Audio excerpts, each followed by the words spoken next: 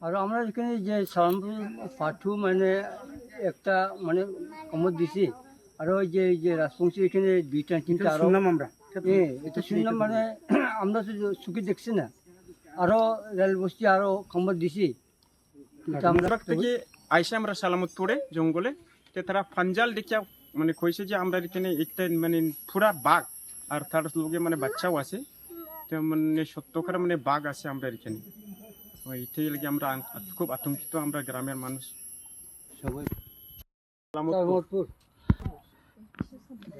কি ঘটনা আমরা এখানে বাঘ মানে এক সপ্তাহ ধরে আমরা সালামতপুর জঙ্গলে মানে বাঘ আইছে আর কি তো বাঘ ওই মনে হয় মানে এক মাস আগেও রয়েছে কি জঙ্গলে আমরা জঙ্গলে কিন্তু বাঘটা 5-6 দিন আগে আমরা জঙ্গলের মধ্যে একটা গরু মারা গেছে।